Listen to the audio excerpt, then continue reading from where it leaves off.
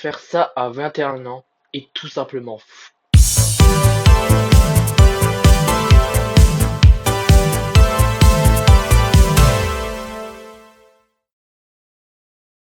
Salut à tous, alors aujourd'hui on va parler du film Backrooms, réalisé et scénarisé par Ken Pixel, de son nom YouTube, de son réel nom Ken Person. Son premier long métrage d'ailleurs, pour un premier long métrage c'est déjà exceptionnel de faire un film avec autant de qualité et autant d'idées. Avant de commencer, je vais vous parler des backrooms. Alors, qu'est-ce que sont les backrooms? Les backrooms, c'est un espace désordonné, sans aucun sens logique à la réalité. C'est un espace très aléatoire, très perturbant et très angoisseux. Un espace qui nous met vraiment un mal-être constant par ces objets placés aléatoirement ou ses caractéristiques assez désordonnées, des salles avec très peu de sens, en tout cas pas de logique humaine. Déjà, Ken Pixel, de son nom YouTube, a fait beaucoup de courts-métrages avant ce film, de courts-métrages sur Blender, un outil qu'il utilise très bien, hein, et les courts-métrages qui ont fait des millions de vues, avec vraiment une prestance très importante. Ces courts-métrages, déjà, ils nous montrent qu'il a déjà du niveau en termes de mise en scène et d'idées. Parce que dans ces courts-métrages, moi, par exemple, mon court-métrage préféré, ça reste celui du centre commercial enfui sous terre avec des escaliers infinis et la mascotte.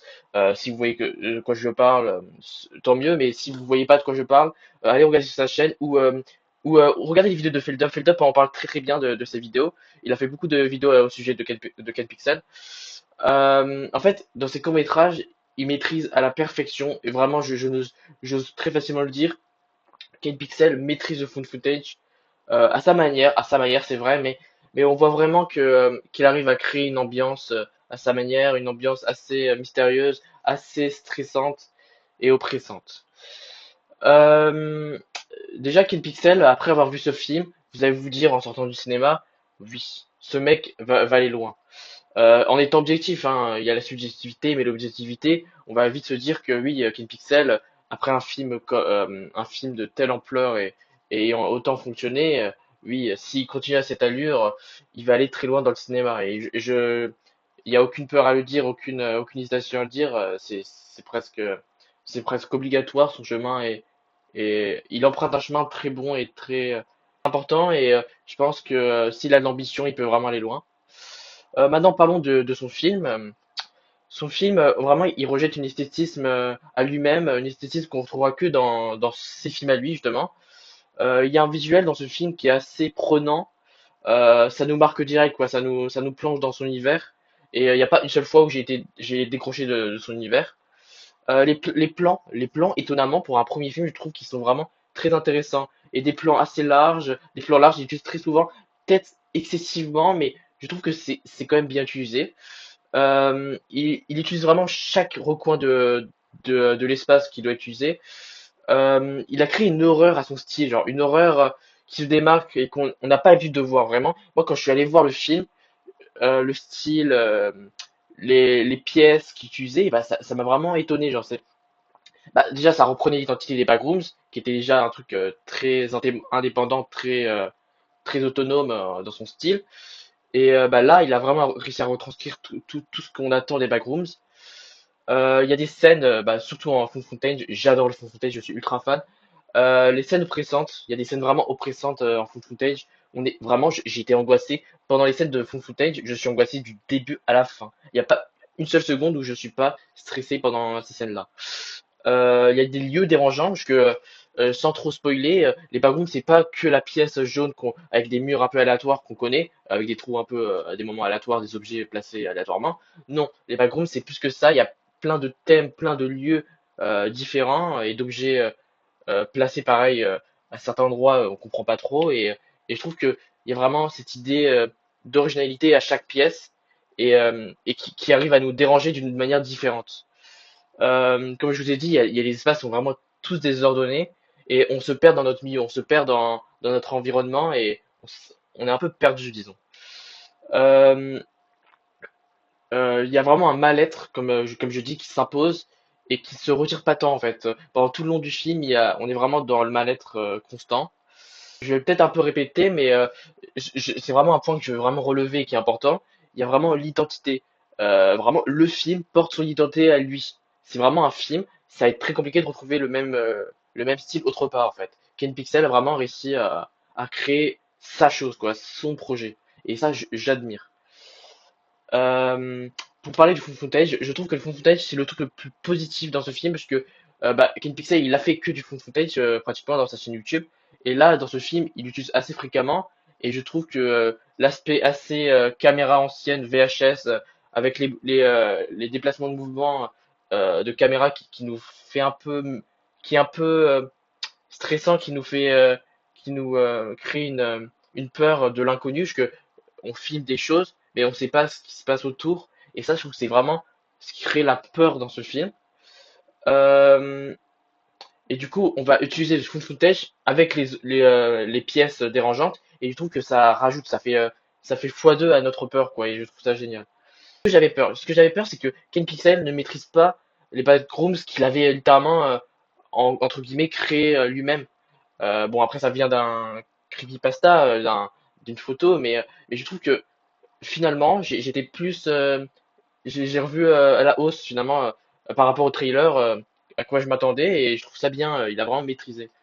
Ce que je trouve bien aussi, c'est il s'est pas contenté de parler des backrooms. Il a vraiment amplifié le lore. Je connaissais très peu des backrooms. C'est pour ça que vous aimez les backrooms, vous connaissiez les backrooms ou pas, bah ça change pas tant que ça. Car bah, là, dans ce film, on va vraiment apprendre plus sur les backrooms et on va reprendre de zéro, quoi. Et je trouve ça vraiment cool parce que ça veut dire que tout le monde peut aimer, tout le monde peut voir et peut aimer. Alors même si je trouve que quelqu'un qui n'est pas dans le style et dans la vibe backrooms risque de moins aimer. Moi, j'étais pas entièrement, donc j'étais pas non plus accroché à 100% sur le film. Mais ceux qui adorent l'univers, ils vont prendre une claque considérable. Aussi, j'aime beaucoup parce qu'à la fin du film, ça crée des questionnements. Parce qu'il y a des choses qu'on développe, mais on sait pas assez. Il y aura la vie de chaque personnage. Parce que oui, les personnages sont bien développés. Mais en fait, il y a un blocage. On ne sait pas entièrement la vie de chaque personnage. Et c'est bien parce que du coup, ça nous laisse réfléchir pour les prochains films, parce que je pense que ce sera sur une trilogie, hein. Ça mérite d'une trilogie en tout cas. Mais on va vraiment questionner sur qu'est-ce que les backrooms. Et même après le film, hein, on en sait très peu des backrooms, malgré qu'on a appris beaucoup de choses. Et on va se questionner aussi sur les personnages, pourquoi ils ont agi comme ça, pourquoi leur enfance est comme ça, parce qu'il y a beaucoup de questions à se poser sur chaque personnage. Pour tout ce qui est de l'acting, vous n'allez pas être surpris par l'acting. C'est un truc l'acting est assez bon. Il m'a pas fait rêver, mais je trouve qu'ils font le taf. C'est des acteurs qui sont plutôt bons et pas si connus que ça, donc je trouve que c'est vraiment suffisant à l'univers. Et pour la réalisation, je trouve que Ken Pixel, je pense, hein, j'ai pas encore regardé le making of, mais je pense qu'en termes de direction, il a été plutôt bon. Je pense que ils ont été bien dirigés les acteurs et aussi pour ceux qui font les effets spéciaux, ceux qui font les décors. Je pense que tout ce qui est réalisation, production, je sais que c'est pas lui, mais réalisation, je pense que Ken Pixel je dis Ken Pixel, hein, mais c'est Ken Person. Ken Person a vraiment géré. Pour un premier film, je trouve que t'as le stress de la réalisation et je trouve que c'est vraiment un très très bon début. Déjà, je veux souligner le développement court mais largement suffisant des personnages. En fait, on va pas en abuser sur le développement des personnages, mais on va en savoir déjà très suffisamment sur leur personnalité de chacun. Par exemple, Clark, on va développer sur son individualité, sur par exemple pourquoi il se comporte de cette manière. On va beaucoup voir son aspect assez monstrueux, assez. On va voir que en fait Clark est une mauvaise personne en soi, une personne qui a besoin d'aide, c'est sûr. Il se sent très seul. Au début, on va culpabiliser de lui, mais à la suite, on va voir qu'il est pas si net que ça et et que c'était une personne assez détestable. On aura une semi-pitié pour lui, puisque en fait, on se dit quand même, oui, c'est une sale personne, c'est une mauvaise personne, mais pourquoi il est comme ça? Pourquoi il se comporte de cette manière? Pour Clark, on va voir que aussi que les backrooms, étonnamment, contrairement à tout le monde, hein, comme nous, Clark, lui, en fait, les backrooms, c'est un soutien émotionnel. C'est un peu sa maison, sa deuxième vie. Et il supporte. les backrooms pas comme un cauchemar, mais comme une aide, comme un soutien mental. Pour ce qui est Mary Klein, on va dire la psychologue dans ce film, on va voir qu'elle a en fait, pour une docteure, pour une psychologue, et ben elle a pas une enfance ultra cool non plus. Et alors elle, c'est le personnage qui est le plus mystérieux, parce qu'on en sait très peu en fait. On a vu son enfance, qu'elle a eu. Alors j'ai pas capté, j'ai pas capté, mais avec le choix d'acteur, c'était son frère ou sa mère, j'ai toujours pas capté. Mais on va voir qu'en fait, elle se faisait pas maltraiter, mais elle avait une hygiène de vie catastrophique. euh, une vie qui était très difficile à supporter et qui a laissé des séquelles plus tard. On le voit hein, que dans son métier, elle n'est pas non plus totalement et mentalement correcte. On va dire qu'elle a des problèmes, mais elle le cache. Euh, qu'est-ce que je peux dire? Je peux parler aussi du couple. Le couple, on développe très peu, mais je trouve que c'est suffisant parce qu'en fait, on- les acteurs sont utilisés pour montrer la peur et l'angoisse que c'est les backrooms, la réaction normale que créent au sein des gens les backrooms, parce que en fait, le couple représente un peu nous, les spectateurs, comment on serait, comment on aurait réagi aux backrooms. Euh, Moi, j'ai beaucoup aimé le développement des food footage. Alors ça, j'aurais pu le mettre dans la partie non spoiler, mais je vais le mettre dans la partie spoiler parce que je vais développer, hein, c'est pour ça. Il y a vraiment un jeu d'ombre. Les jeux des ombres, je trouve qu'il est formidable. Déjà, je l'avais vu dans Obsession, le jeu d'ombre était incroyable, mais là, dans Backrooms, il est certes moins développé, mais il est bien développé. Le jeu d'ombre par rapport aux lumières qui s'éteignent, qui clignotent. Le jeu d'ombre je parle d'ombre, mais aussi on peut parler de lumière. Les lumières qui éclairent étrangement, qui éclairent trop, on va dire, et ça nous perturbe en gros, ça nous perturbe dans notre milieu. Par exemple, les backrooms avec les scènes, les backrooms de base, les backrooms de jaune avec le papier peint assez perturbant et le aléatoire de ces lieux. Et ben en fait, les lumières avec leur bruit mythique, hein, leur bruit, c'est de le gel et leur lumière qui éclaire le jaune. En fait, je trouve que ça rajoute une esthétisme assez spéciale, assez perturbante. Euh, je trouve que l'idée des lumières était vraiment bonne. Alors, c'est peut-être pas tout le monde fera gaffe à ces détails, mais moi je trouve que c'est des détails ridicules, peut-être très faibles, pas importants, mais que j'aime beaucoup. Ce que j'ai beaucoup aimé, c'est l'espace limitant. L'espace limitant, c'est vraiment ce qui définit les backrooms. Euh, je trouve que les espaces limitants dans les backrooms, ça veut dire des espaces grandioses à l'infini, et ben ça nous crée une tension constante puisque ça nous crée une vraie tension, car en fait on ne sait pas ce qu'il y a là-bas. En fait on sait très peu. On va dire on est un personnage très ridicule par rapport à l'immensité de l'espace qu'on voit, et je trouve que ça nous crée une sorte pas de solitude, mais oui si de solitude et de ridicule par rapport à ce qu'on est en train de regarder. Ça va nous créer voilà une peur de l'inconnu. Il y a aussi l'idée sur le food footage d'espace non filmé, genre d'espace. En fait, le food footage a des mouvements très aléatoires et du coup on peut pas se repérer dans le milieu et on a peur parce qu'en fait c'est pas nous on voit pas autour du décor. En fait, on observe ce que la caméra veut voir, ce que le caméraman filme et ça crée une sorte de d'angoisse et de frustration parce que on a peur de ce qu'on n'observe pas. La bande sonore, hein, il y a plusieurs sons qui sont pas très connus parce qu'ils n'ont pas voulu trop prendre, trop être coûteux dans tout ce qui est droit sonore et droit de musique. Et là, bah, par exemple, on a utilisé des sons assez banals mais qui font assez peur. Il y a les sons ces sons de films d'horreur assez classiques, mais je trouve que c'est très bien utilisé. C'est utilisé aux bonnes situations, à des moments cohérents. Alors maintenant, on va passer à la partie spoiler, mais la partie la plus intéressante, parce qu'il y a beaucoup de choses à dire.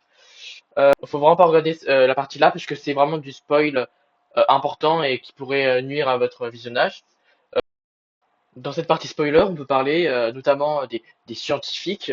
Les scientifiques, on avait très peu su sur les courts-métrages, et là, on en sait beaucoup plus. Alors moi, il fallait voir ma tête quand j'ai su que les scientifiques allaient être développés. Alors les scientifiques, du coup, on en apprend beaucoup plus. On apprend pourquoi il faut des tests, pourquoi ils expérimentent cette zone, comment les backrooms se sont provoqués, comment ils se sont créés. Alors on découvre là du coup que c'est au rapport avec l'IRM et on découvre aussi l'origine des backrooms. Donc on sait maintenant que c'est suite à la découverte de l'IRM, ça a fait une sorte de dimension euh, très spéciale qui fonctionne sur le fait qu'en fait c'est une combinaison de souvenirs des personnes. Je trouve que c'était cool de vraiment montrer comment sont créés les backrooms, puisqu'on en savait très peu et on avait besoin d'une réponse.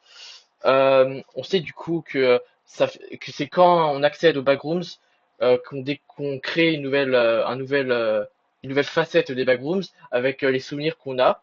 Les backrooms, ça fait un peu comme penser à l'IA parce que on voit que les backrooms interprètent la vraie vie avec une approximativité euh, assez large. Par exemple, on voit que ils reproduisent le magasin de Clark, qui est avec une ressemblance, mais bien sûr avec l'identité des backrooms, ça veut dire des murs à l'entrée, des objets superficiels. On peut aussi retrouver le logement, on va dire le bâtiment où vivait l'avocate. Dans ce bâtiment, justement, on voit qu'il y a des choses qui ont été, que c'est un bâtiment qui a été répété plusieurs fois, avec plusieurs avec des différentes versions, euh, plus ou moins proches, mais avec toujours cette vision assez approximative et on va dire que c'est une interprétation assez approximative de à quoi ressemblait son habitat. Du coup, pour les scientifiques, c'est bien parce que on a développé quelles sont leurs recherches, quelles sont leur importance dans la société. Là, du coup, on voit que c'est vraiment une importance capitale pour l'humanité, puisque on voit que ça a un impact assez conséquent sur le monde, parce que souvent il y a des disparitions. On le voit par exemple que il y a des affiches de disparition.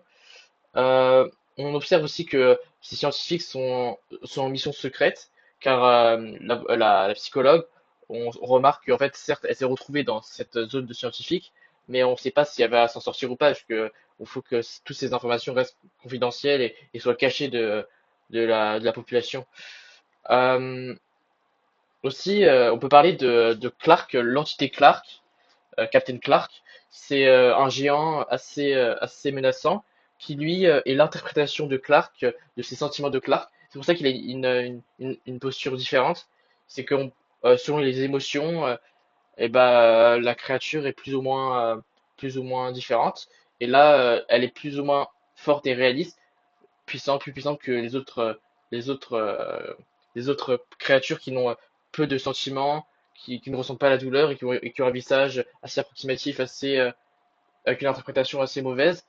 Ça nous fait penser au premier développement d'IA, hein, où l'IA était assez fausse sur le réalisme. Je pense que c'est tout, parce qu'en fait, je suis vraiment désolé. Cette vidéo, je l'ai fait beaucoup trop tardivement par rapport à mon temps, à mon visionnage. D'habitude, je fais le lendemain ou l'après-lendemain, ce qui est correct, parce qu'en fait, j'ai tout en tête et je prends mes notes. Sauf que là, j'ai pas réussi à prendre mes notes entièrement. Et disons que le film, il faut le voir, quoi. Il faut le voir pour vraiment faire sa propre analyse. Malheureusement, j'ai pas pu faire ma vidéo directement, donc je l'ai fait 3 à 4 jours après, ce qui est beaucoup trop tard, pour vraiment faire une vidéo détaillée et avec beaucoup d'informations et beaucoup de rappels, disons que j'ai pas pu parler avec détail des scènes. Je peux vous dire des choses larges, mais pas des choses précises du film. Donc c'est un peu dommage, mais des imprévus, donc tant pis. En tout cas, j'espère que cette vidéo vous aura plu, parce que ça faisait longtemps que je voulais parler des backrooms, hein, ça faisait 4 jours. Ça faisait 4 jours, mais déjà 4 jours de trop, hein. J'aurais dû parler dès le lendemain, mais j'ai procrastiné et ça fait que ma vidéo sera peut-être un peu moins intéressante que vous y attendez, mais voilà. En tout cas, j'espère que la vidéo vous aura plu. N'oubliez pas le like, l'abonnement, comme d'hab, la petite notification. N'oubliez pas d'activer la notification. N'oubliez pas d'activer la petite notification, ça fait toujours plaisir. En tout cas, je suis complètement ravi des retours qu'il y a eu sur la vidéo sur Obsession, car c'est ma vidéo la plus vue, l'une des plus likées et quand même pas mal commentée. Ça montre qu'en fait, si je travaille plus sur mes vidéos, et ben ça paye. Et ça, j'admire vraiment, parce que c'est la vidéo où j'ai pris le plus de temps pour monter, et c'est la vidéo qui a le plus fonctionné. Donc voilà, le travail paye, effectivement. Donc je vais essayer de continuer sur cette lancée. J'espère que cette vidéo vous aura plu et on se retrouve probablement. Du coup, je pensais que c'était le 25 ça sortait Supergirl, mais c'est le 1er juillet. Donc on se retrouve début juillet pour faire une petite vidéo sur Superman, sur Supergirl, excusez-moi. J'ai hâte de faire une vidéo dessus parce que je commence à être raccrocher et je commence à vraiment réapprécier l'univers du DC, de la vision plus de James Gunn. Donc on se dit à plus. Salut!